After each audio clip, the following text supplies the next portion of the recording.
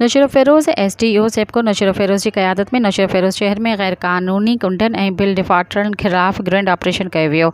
सेप्को नशर फ़िरोज़ जे SDO Asad Memon जी अॻवानी में बिजली बाक़ीदारनि ऐं बिजली चोरीअ ख़िलाफ़ कार्रवाई कई वई, जंहिंमें Salimpur railway station CIE centre ऐं पीरज़ादा मोहल्ला में कार्रवाई कंदे 7-8 गैर क़ानूनी कनेक्शन काटे छॾिया। बिजली जे कटियल तारुनि जिन जो वज़न 2 खां 3 मण हुयो, उनखे बाहि ॾेई साड़ियो वियो आहे। इन ऑपरेशन में सेप्को अमलदारनि सां गॾु ज़िले रेंजर्स अमलदारनि सां गॾु मक़ामी पुलिस पिणु इन ऑपरेशन में हिसो वरितो। इन मौक़े ते SDO सेप्को नशर फ़िरोज़ असद अली मेमन अवामी न्यूज़ सां ॻाल्हाईंदे चयो त पूरे पाकिस्तान जी नशर फ़िरोज़ में सेप्को चीफ एजाज़ मचरनाई सेक्रेटरी पावर डिवीज़न जी सख़्त हिदायतुनि ते शुरू कयो वियो आहे, जेको रोज़ाना जी बुनियाद ते जारी रहंदो।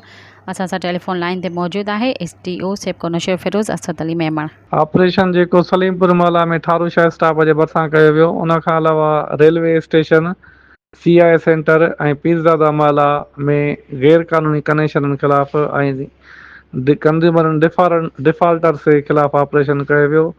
DSU यूनिट रेंजर्स ऐं सिंध पुलिस सां गॾु ही क़ानूनी कार्रवाई कई वई, जंहिंमें 7-8 गैर क़ानूनी कनेक्शन कटिया विया।